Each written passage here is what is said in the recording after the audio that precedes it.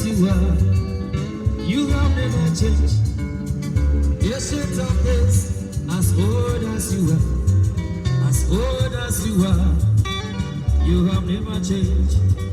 Mighty in battle, as old as you are, as old as you are, you have never changed.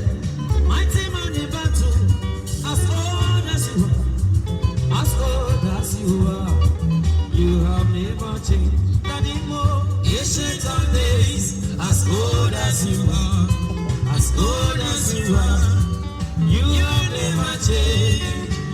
Ancient of days, as old as you are, as old as you are, you have never changed.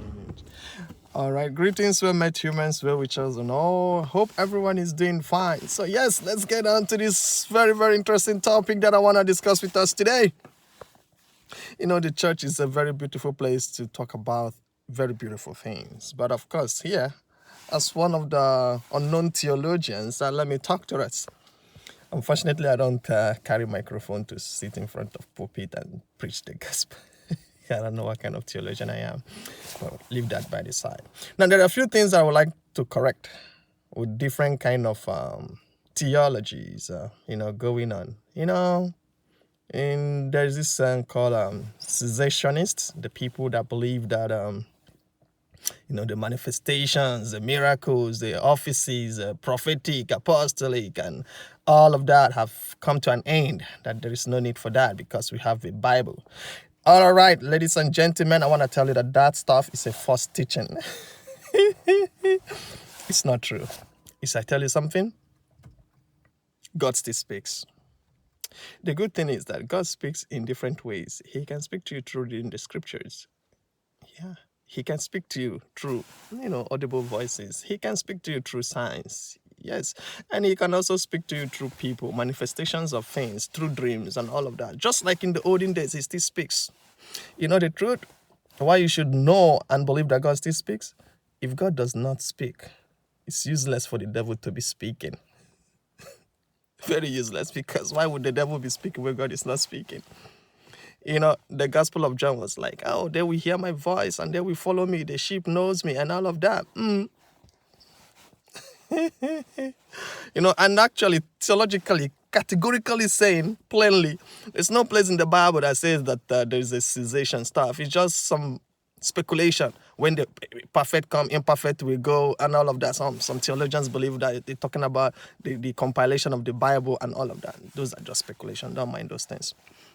God still speaks. So, okay, listen to that. God still speaks.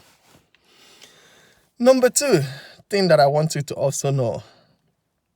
You see, I remember those days during our theology school. Somebody be like, there's this usual agreement about eschatology, end time. That's a very interesting topic. Everybody wants to know.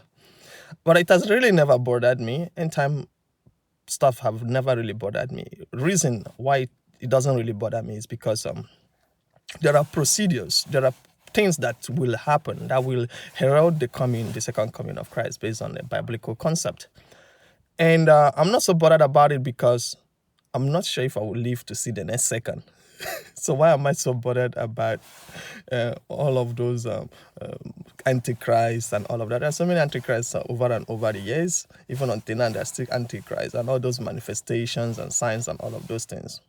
So I'm not so bothered about eschatological events. I'm more interested about the way I live my life. And I think it should also be a paramount thing to every Christian, every believer, not even just Christian. The way you live your life, you're not so sure that you see the next second. You're not so sure that you see the next day. And then somebody say calculating how Jesus is going to come. Is it pre-trib? Is it mid-trib? Is it post-trib? Is it... Come on, man. Come on, guys. Slow down. Think about your life. You can die the next second, okay? Just be careful the way you live. All right? All those arguments wouldn't take you to heaven. Just believe. Biblically saying, believe in Jesus Christ, and you will be saved. All right. And then number 3 thing that I would like to drop before I go is this. See, learn to read the Bible. But then, the Bible is not a simple book.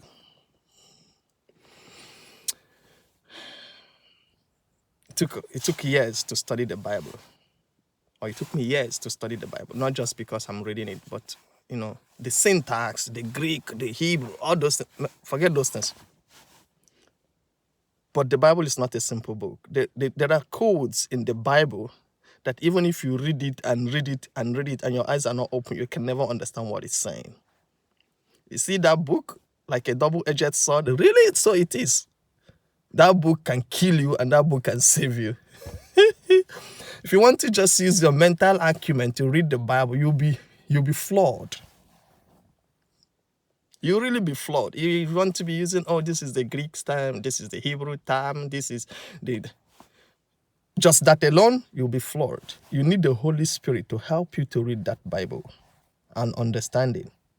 However, read the Bible and don't just depend on maybe your clergy, your priest and your pastors to come and tell you something, and that just... You see, listen, when God is making judgment, God is not just making judgment because of your ignorance. We have no excuse. They said, thou, oh man, inexcusable. Oh man, thou you inexcusable. You have no excuse. So you need to really read. You need to really study, and then you need to really pray that you understand what he's talking about. Right? You need to really pray that you understand what he's talking about, and God will help us. So these three things that I've told you is something that you should take home and ponder about it. Right? God still speaks. Pray and pray and pray and hope that he will speak to you in different manifestations in different ways. Right? And then the issues of end time, mid-trib, post-trib, and pre-trib and all of that. Be more interested about your own life, how you live when you're gonna die, than thinking about eschatological events. It's very paramount, yes, but the time you die is more paramount than that. Whether you exist that time or not, the event will still happen. And then finally, what am I saying? Finally, what am I saying is just what I just said. Correct? So please, put yourself together, read, study like the Bereans in the book of Acts, so that you don't blame anyone for your ignorance. And nobody will move you there. Next thing I should be talking about is speaking in tongues, but not on this video. Talk to you soon. Bye for now. Ciao, ciao.